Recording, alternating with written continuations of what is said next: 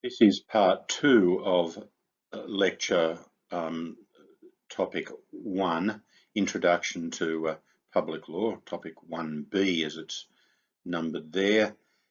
I'm resisting the temptation to inflict some music on you again during the title slide because you got that in the first half with Perfect Day by Lou Reed. So I won't give it to you again, but it is a lovely song.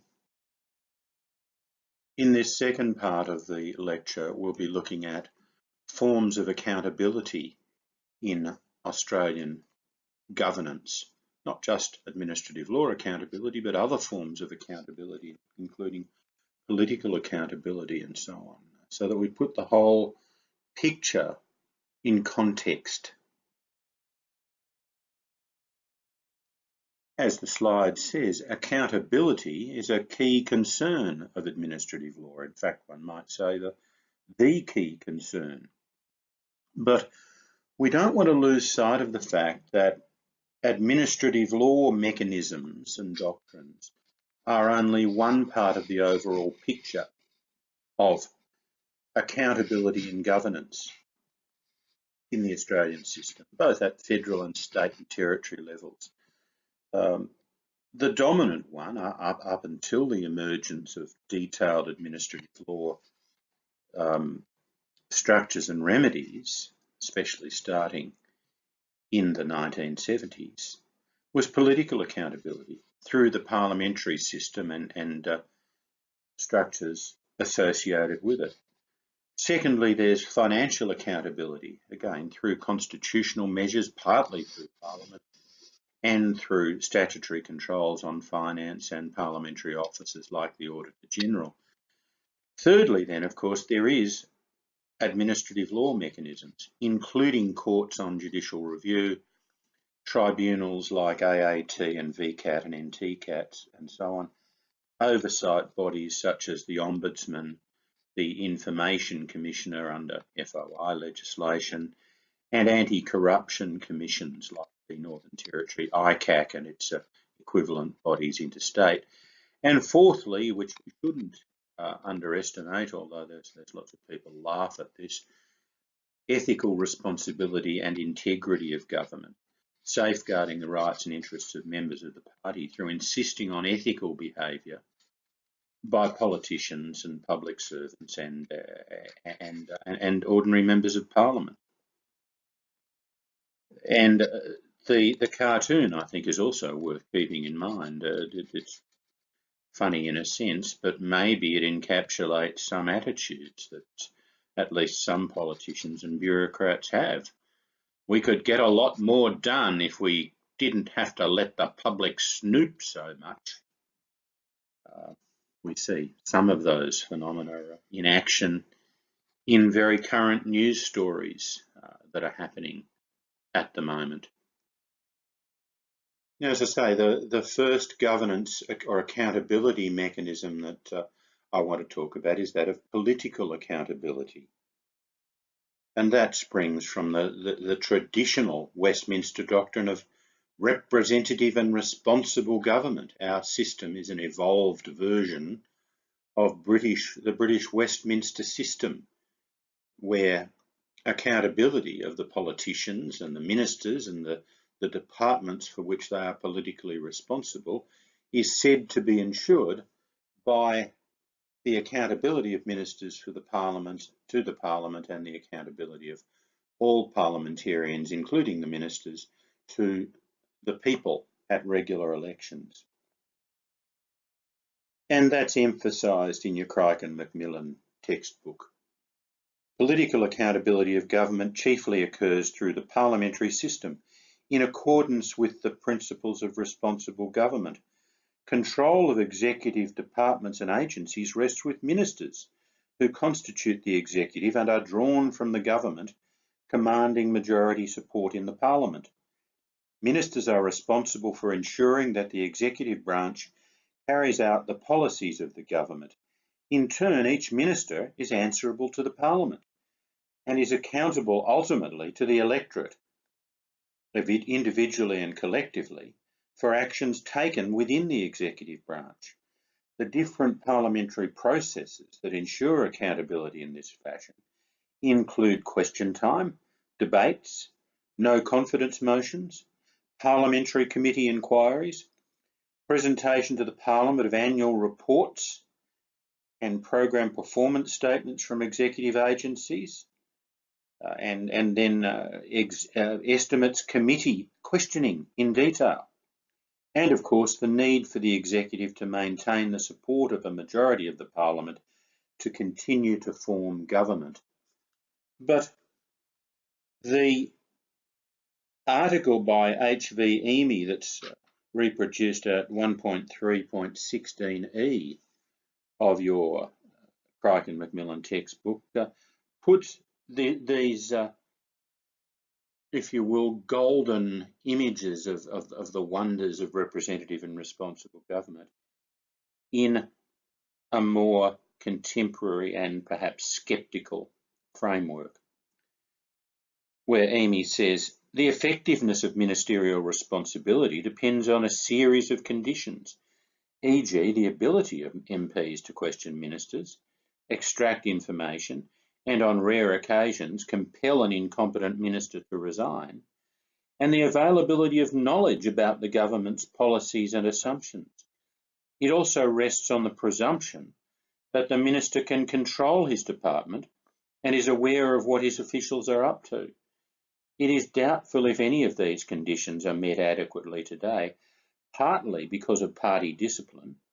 Parliament's strength is weak compared to the executive. Modern administration is often very secretive about its actions, and the minister often depends heavily on his officials. In sum, it is doubtful if the doctrine provides either an effective method of enforcing accountability upon governments or a way of ensuring that the public service functions efficiently and economically, or an adequate means for providing redress of maladministration. The current problems with the doctrine have provoked a search for a new system of accountability, public accountability. Now, as I've said before, and I'll emphasise now, very largely the decline in the effectiveness of political accountability, assuming it was ever very effective, which I've got my doubts about, explains to a significant degree the growth of administrative law starting in about the 1970s. The implementation after the Bland and Kerr committees of the so-called new administrative law package, including the Administrative Appeals Tribunal, the Ombudsman, Freedom of Information, and the Administrative Decisions Judicial Review Act for streamlined judicial review. And subsequent to that, of course, the implementation of anti-corruption commissions, whistleblower laws, and so on. These things have, in significant part, been implemented because of perceptions, and I think the reality, that political accountability, traditional mechanisms under the Westminster system, as it's evolved in Australia, simply are not enough to ensure either effectiveness or efficiency, or effective remedies for the citizen for administrative overreach and unfairness. Now, I see I've already actually commentated on the third slide about political accountability, because it mentions the extract from Emy, which I've already read out and discussed for you. So we might move on to the next slide. The next accountability area that I want to focus on is financial accountability, the governance structures that underpin financial accountability to the people of Australia, how they spend our tax dollars. As the slide says, financial accountability is necessary because one of the major functions of government is to raise and expend money. I mean, it's a narrow and mercenary way to look at it, but in one sense, it's absolutely true. The scheme for financial accountability in our Westminster system pivots on the role of Parliament in ensuring proper accounting for the taxes and the other charges drawn from Parliament. The extract from Crichton Macmillan is worth reading out. A major function of government is to raise and expend money. The importance attached to financial probity within government is declared in the Commonwealth Constitution, which provides that all money raised by the government is to be paid into a consolidated revenue fund. That's section 81 of the Constitution, and can only be drawn from that fund by appropriation made by law. That's section 83. So the executive government's spending of our money is constitutionally entrenched as being required to be overseen by the Parliament, although some of the evolved case law, as you will have seen in constitutional law, allows the executive government to, if not bypass those controls, at least water them down to a significant extent. Financial accountability is the verification of the official use of money drawn from the public account. And in addition, therefore, to the constitutional framework, a statutory framework of precise rules and directions has been developed for that purpose in the Commonwealth. The main statutes being the Auditor-General Act 1997 and the Public Governance, Performance and Accountability Act 2013. And there are similar acts in every state and territory. Certainly there's Auditor-General legislation in every state and territory. So parliamentary control of finance does require legislative approval required for taxation and expenditure. And rejection of supply in any federal or state or territory parliament provides a basis for the Governor-General or Governor or Administrator to exercise his or her reserve powers and dismiss the government, force it to go to an election. If it can't get legislative approval for its expenditure program, then it should face the people.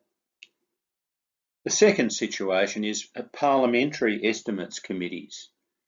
Again, at Commonwealth level and in every state and territory, parliamentary estimates committees examine executive activity and government programs on a recurrent basis every year, often, in fact, almost always, by detailed questioning of ministers and public servants appearing before the committees about how they're spending our money and what they're spending it on.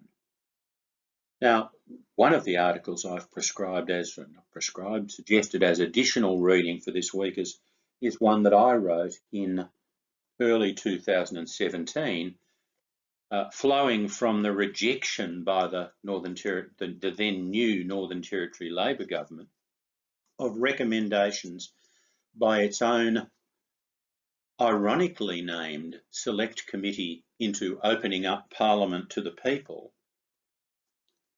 The recommendations that it rejected included an expanded role for the Parliamentary Estimates Committee in examining not only projected government expenditure, but also the outcomes of government expenditure by questioning on annual reports of each department and agency.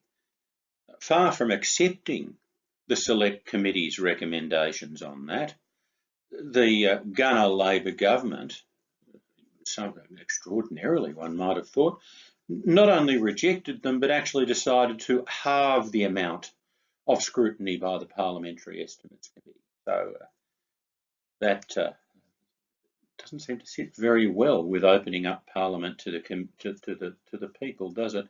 Similarly, one of the other recommendations of the Opening Up Parliament to the People Committee was an expanded role for the Auditor-General of the Northern Territory in scrutinising expenditure by departments and agencies on projects and effectiveness and efficiency and so on. Now, the Select Committee recommended that. It pointed out that every other Auditor General in Australia, both federally and in every other state and territory, possesses that expanded own motion power to examine expenditure. The Northern Territory is the only jurisdiction that doesn't have that power. The Gunner government rejected that recommendation, did not agree to give the Auditor General the powers that every other Auditor General has, despite the fact that more than 80% of the Northern Territory's funding comes from the Commonwealth. The Northern Territory does not have the means to fund itself. You would think that they would be a little bit more concerned about financial accountability, wouldn't you? Perhaps that's something we might discuss in the Week 1 seminar. Financial accountability, like political accountability, has partial coverage only. As the slide says, the main focus is on financial probity and the efficiency and effectiveness of government programs. And, as I've just been discussing, perhaps not always very effectively exercising that oversight anyway, at least in some places. Administrative law accountability. Well, I think it should now be even more obvious to you why administrative law accountability is important. Judicial review, independent merits review tribunals, the Ombudsman, freedom of information, anti-corruption commissions, whistleblower legislation so that people can dob in inefficiency and corruption in departments and agencies and among politicians. As the slide says, the broad purpose of administrative law is to safeguard the rights and interests of the people and corporations in their dealings with government departments and agencies. And that's achieved by review of decision making, both judicial review and merits review, that is, the conferring of a right to challenge a government decision by which a person or company feels aggrieved. And we have a detailed and overall very effective system that allows people to do that. The values and principles underpinning administrative law are also worth focusing on, and I did focus on them a little bit earlier on when I read out the extract from Aronson and Dyer, but it's worth repeating. The values include administrative justice, that the rights and interests of individuals should be properly safeguarded. Executive accountability, ensuring that those who exercise the executive and coercive powers of the state can be called on to explain and justify the way in which they've gone about that task. And good administration. Administrative decision makers should conform to universally accepted standards such as rationality, fairness, consistency, and transparency. Now, we will mostly what we'll be doing through this semester will be examining the extent to which our evolved system of both merits review and judicial review succeeds in delivering those values or principles of good administration. Just to steal the thunder a little bit, as I think I've already said, I actually think we do pretty damn well, but certainly not perfect. It's not a perfect day. There is room for improvement, and one of the things we'll be doing through this course is looking at how the system might effectively be improved, workably be improved. The next governance mechanism aiming at delivering accountability is accountability through ethics and integrity rules. Public servants have long been expected to observe rules and principles as an integral part of their employment framework. So public sector management acts and the rules and regulations under them have and codes of conduct have long required that, and public servants can and always have been able to be disciplined for failing to live up to those ethical rules. Some of them, as I say, are stated in legislation and in regulation rules. Under those, other principles are laid out in non-statutory codes of conduct and similar documents. Now, even though those are non-statutory, they can usually, or sometimes at least, form the basis of disciplinary action and even dismissal against a public servant who fails to live up to such a code of conduct. In more recent years, we've seen the development of ministerial codes of conduct and even parliamentary codes of conduct for backbench members of parliament. They tend to be less rigorously enforceable by legal mechanisms. They tend to be enforceable, if at all, only through the political system. And that tends to be chancy, to say the least.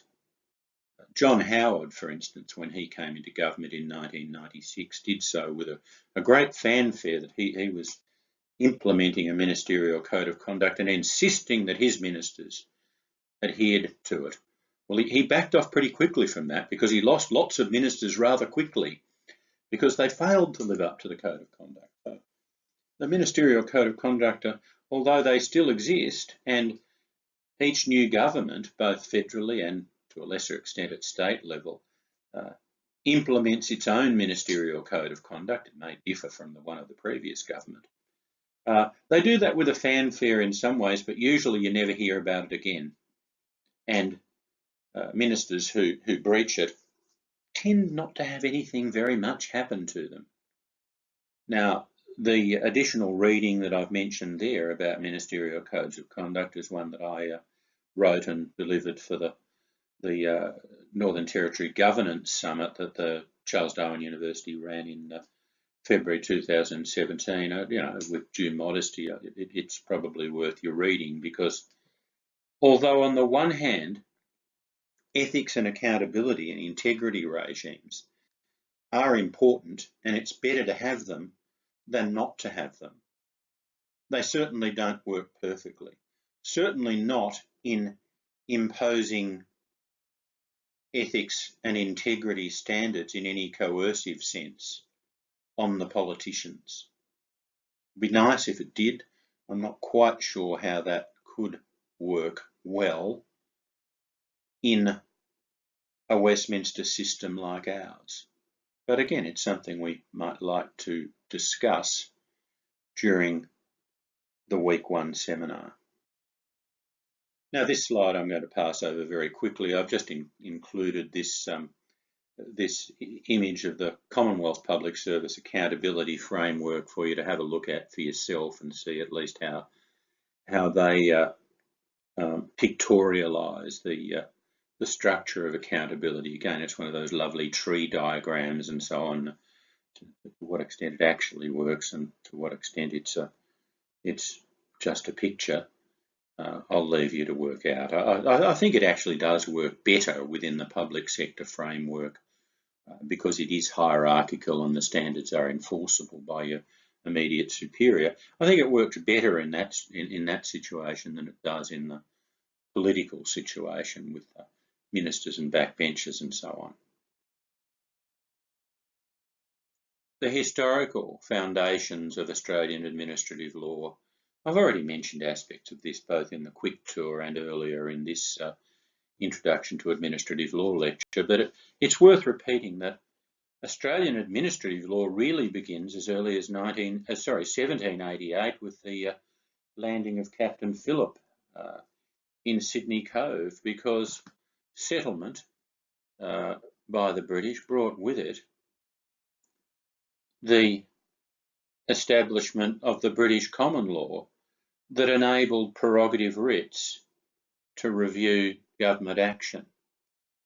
Now, that sort of review wasn't very common in the early years, especially since most of the people were convicts or the soldiers who were guarding them. But nonetheless, the British common law came with Governor Phillip and his troops and convicts when they arrived in 1788, and it's developed since then.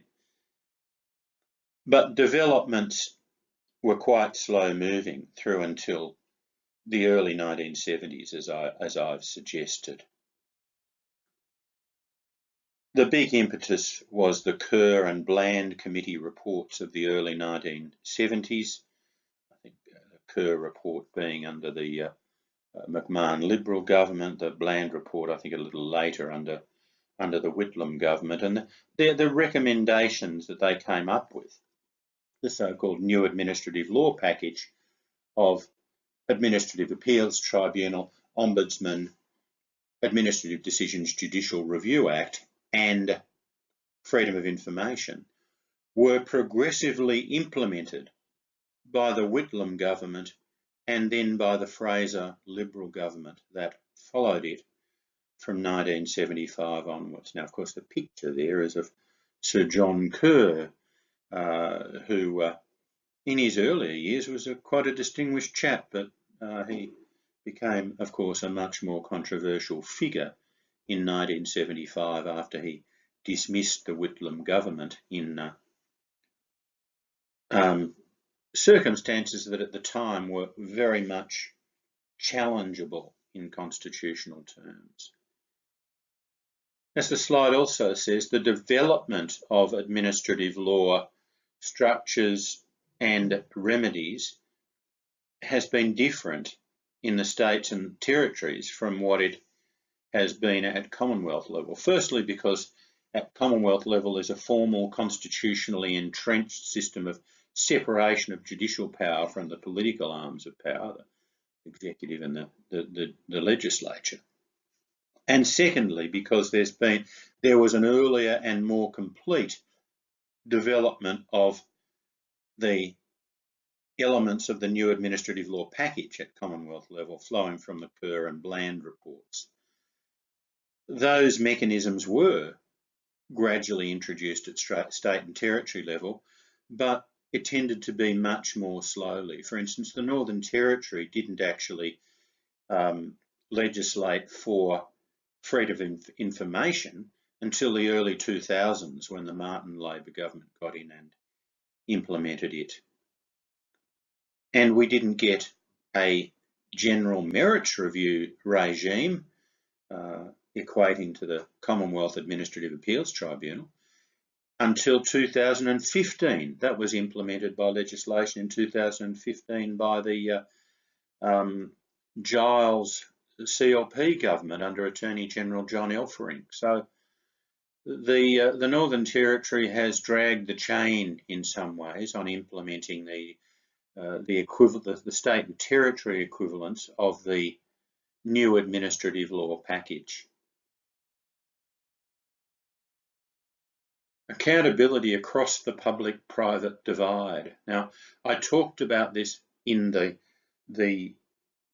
public sector, sorry, the quick tour, public law quick tour, and also in the first part of this lecture 1 presentation. And I threatened you or promised you that we'd come back to it in this second part of the lecture. And so we are. There has been a trend starting mostly in the 1980s in Western countries for governments to devolve public sector functions to private sector bodies and also to adopt private sector managerial methods for those public sector functions which remain with the public service. So privatisation, commercialisation, contracting out have been important. And the big issue there is the extent to which any private sector bodies that are delivering services that have always been regarded as public in nature are subject to administrative law oversight mechanisms to make sure they act in a fair manner, not an oppressive manner towards the citizen, because the fact that the services and functions are contracted out, privatised, doesn't reduce the power that those newly privatised bodies can exercise to oppress citizens. In some ways it makes it worse.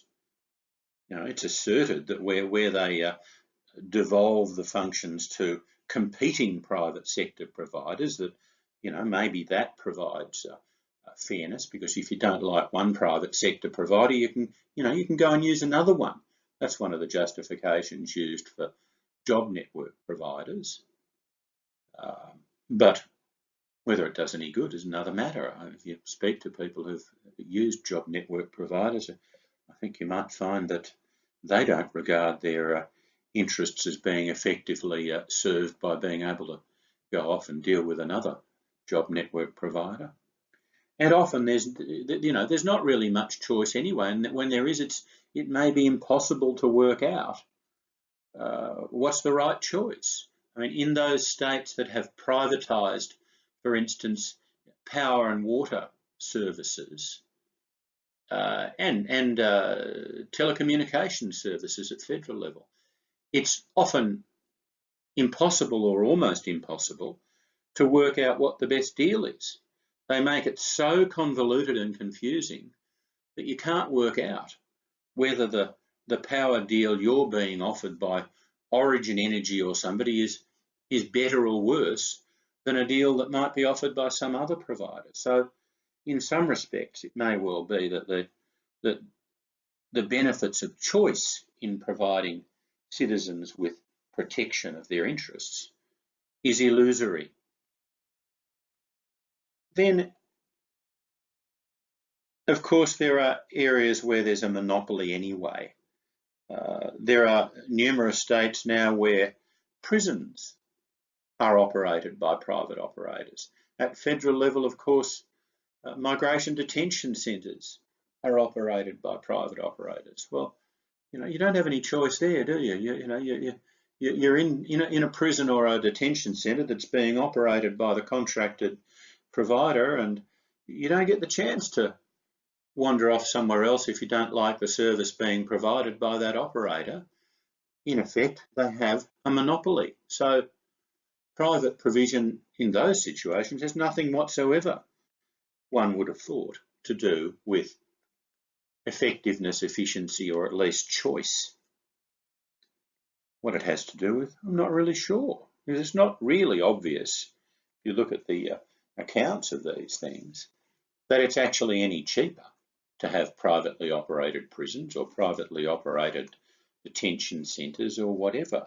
It's more convenient for governments because their actions can't be challenged. They can just say, oh, well, not our fault, it's being operated by a private provider. You go off over there and complain to them.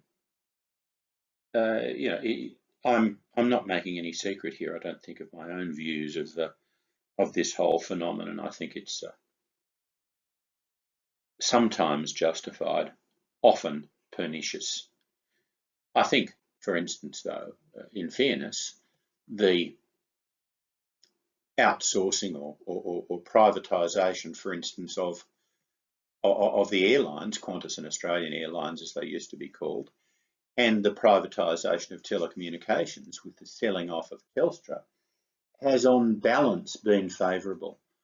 We do get a better range of choice, I think, and cheaper services comparatively than we used to get back in the bad old days when Qantas and Australian Airlines were, were government owned, and there was only one private competitor who most of the time was called Ansett, although Ansett ultimately went broke. And similarly, when Telstra, or Telecom as it used to be called, was the monopoly provider of telecommunications services, they were much more expensive comparatively and much less choice than we have today. So I don't think you can afford to be precious about this. Sometimes it works well, sometimes it doesn't work so well. And I think we can have a productive discussion in the seminar about how one might go about improving that situation.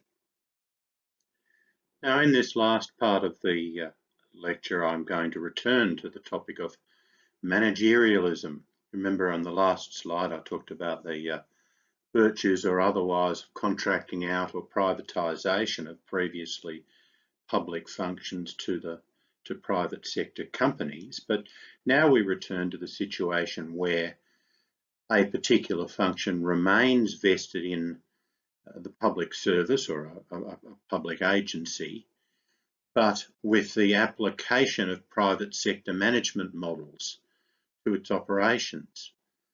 Now, as the slide says, managerialism isn't the only contemporary private sector management model that's been applied to the public sector to achieve fairness and accountability through efficiency and its quantitative measurement. There are others, and as I list here, they include early ideas about scientific management like Taylorism and Fordism, and more recently, total quality management, which is commonly associated with Toyota in the private sector.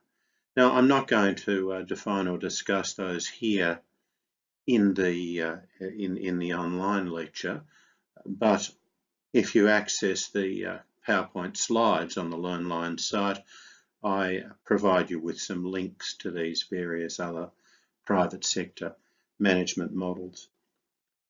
What I want to do is to just read you out a substantial extract from an article by Richard Mulgan on the Australian Parliament House site, where he asks this question concerning the senior executive service. Now, senior executive service, I've mentioned very briefly before, was an innovation introduced by the Hawke Labor government federally in the early 1980s and quickly emulated in every state and territory. It replaced the earlier system where all public servants were independent and had security of tenure, couldn't very easily be sacked, certainly not for their political views, and therefore were able to give, as it was thought, frank and fearless advice to the politicians. Now, senior executive service, together with the imposition of managerialist private sector efficiency models, has been argued to be extremely problematic. But in this article, Mulgan questions that, at least to some extent. He says this: does increasing politicisation matter? Indeed, are there not positive advantages in making senior public servants more concerned about maintaining the confidence of their ministers and in allowing ministers and secretaries to bring in people who will more effectively administer the government's program?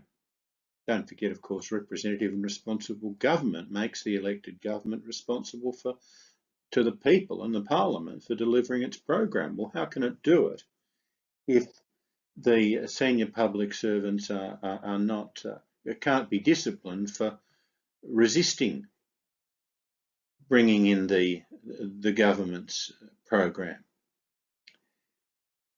If new management teams are a standard feature in the private sector when companies embark on new directions, why should they not also be welcomed in the public sector? Much of the impetus behind the public sector reforms of the past decade and a half has come from elected politicians wanting to reassert ministerial control over government bureaucracies in the light of perceived recalcitrance from excessively independent career bureaucrats. The managerialist movement drew on the public choice critique, popularised by the BBC's Yes Prime Minister and Yes Minister programs, that public servants were a law unto themselves and insufficiently accountable to their political masters. Trends towards politicisation can therefore be understood and also justified as part of a move towards securing greater political accountability from public servants. Conversely, simply to identify appointment practices as involving politicisation is not thereby of itself to condemn them. Independence, Mulgan goes on to say, a full-scale analysis of the respective merits of politicised and professionally neutral appointments to senior public service positions is beyond the scope of this article. However, some observations are worth making about the current debate in Australia, particularly about the arguments made in favour of an independent professional public service. Those defending the values of professionalism against the inroads of politicisation have tended to concentrate on the value of public service independence. They have emphasised the need for public servants to give their ministers frank and fearless advice, a capacity which they claim is compromised by insecurity of tenure and too great a dependence on retaining the goodwill of ministers. They have also stressed the importance of observing due legal and parliamentary process, which may be threatened if public servants cannot stand up to improper instructions from unscrupulous politicians. However, this emphasis may be somewhat misplaced. In the first place, the argument that insecure tenure reduces the independence of advice is far from uncontested. Much depends on what ministers themselves value. If they prefer reassurance and flattery, then secretaries dependent on their goodwill will certainly tend to oblige accordingly. On the other hand, if ministers look for robust advice that will save them from political trouble, insecure public servants may face greater incentives to be independent and objective.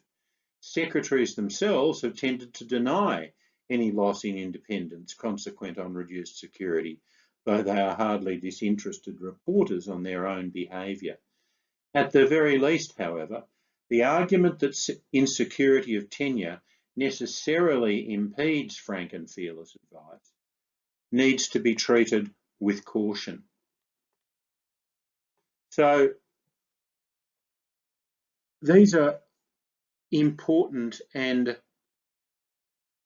complex and nuanced questions, certainly not uncontested, and they're ones that we will certainly be returning to in the seminar in week 1, and hopefully give rise to some really interesting discussion. In any event, that's your lot for week 1. In fact, I've probably gone on a bit longer than I'd intended to. In lecture 2, topic 2, we'll be going on with the Administrative Appeals Tribunal at a federal level, and we'll also be looking at, in less detail, state and territory-based civil and administrative tribunals like NTCAT and VCAT and SACAT. Week 2 also marks the beginning of tutorials, and the week 2 tutorial in admin law deals with specific questions on some of the topics we've touched on in these lecture recordings. So we will see you then.